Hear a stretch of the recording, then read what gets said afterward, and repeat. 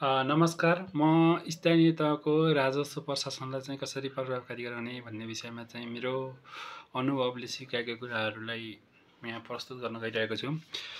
स्थानीय तहको राजस्व प्रशासन मुलुकको संविधानले दिएको अधिकार क्षेत्र भनेको चाहिँ संविधानले स्थानीय तहको लागि दिएको आर्थिक अधिकार क्षेत्र र स्थानीय सरकार सञ्चालन ऐन 2074 र अन्तर सरकारी वित्तीय व्यवस्थापन ऐन 2074 ले दिएको अधिकार क्षेत्रभित्र रहेर चाहिँ स्थानीय तहले आफ्नो आर्थिक ऐन बनाउन सक्ने कानुनी प्रावधान रहेको छ।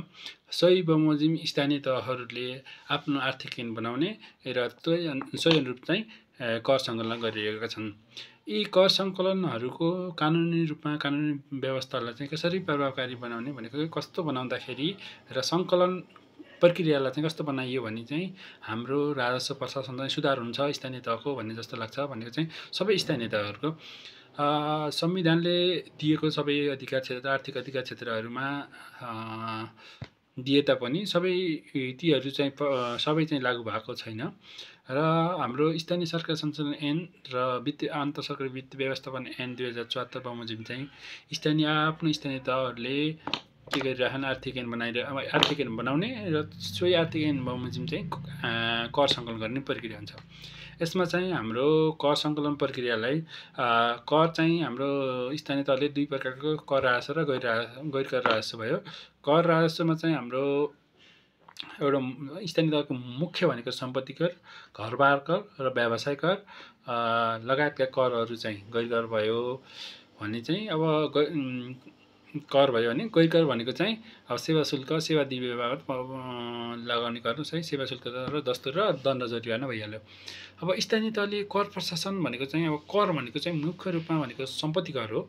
सम्पत्ति कर, घरबार कर र व्यवसाय कर यी करहरूलाई चाहिँ स्थानीय तहले कसरी लगाउँछ अथवा चाहिँ त्यसको स्थानीय तहको भौगोलिक अवस्था त्यहाँको बनावट अनुसार चाहिँ लगाउनु पर्ने हुन्छ।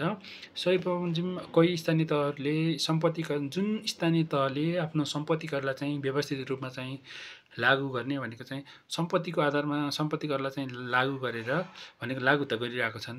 यद्यपि त्यसको चाहिँ दीर्घकालीन प्रभाव समेत हेरेर चाहिँ लगाएर चाहिँ आफ्नो स्थानीय तह जुन स्थानीय तहले चाहिँ सम्पत्ति कर लगायतका घरबार कर र व्यवसाय करलाई व्यवस्थित गर्न सक्छ त्यो स्थानीय तह चाहिँ आफैमा सबल र सक्षम हुन सक्छ भनेको चाहिँ आर्थिक रूपमा।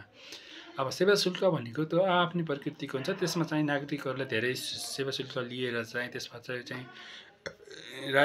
आफ्नो स्थानीय तह चाहिँ प्रभावकारी हुन सक्दैन। सँगसँगै सङ्कलन प्रक्रियालाई पनि प्रभावकारी बनाउनु पर्ने हुन्छ। अर्को हाम्रो अलिकति यो स्थानीय तहमा चाहिँ प्रदेशले दिएको अधिकार क्षेत्र प्रदेशले तोकिदिने त्यो स्थानीय तहमा उठाउने छ। तर यसको चाहिँ प्रभावकारी भनेको चाहिँ अलिकति मापदण्ड चाहिँ स्पष्ट भएन के।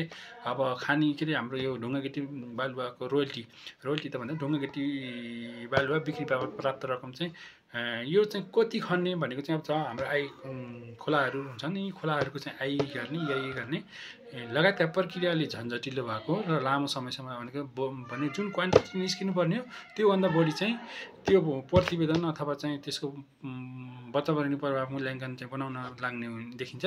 यद्यपि ती प्रक्रियाहरू पनि केही स्थानीय तहको उसको भौगोलिक अथवा चाहिँ त्यहाँ कोही ठुलो खोलाहरू होला अनि त्यहाँनिर हुन्छ त्यो त भयो। तर यसलाई चाहिँ सङ्घीय सरकारले चाहिँ स्पष्ट मापदण्ड बनिदिएन क्या। भनेको चाहिँ कुनै मान्छेलाई चाहिँ 8 हेक्टर ढुङ्गाहरू चाहिँ उसको घर बनाउन चाहियो भने त्यो आइ बिना चाहिँ नगरेको भन्ने हुन्छ भने त्यो हामीले स्थानीय तहले सङ्कलन गर्दा कि चाहिँ त्यो बाटो खन्दा निस्किएको ढुङ्गा हान्नुपर्ने हुन्छ कि चाहिँ त्यो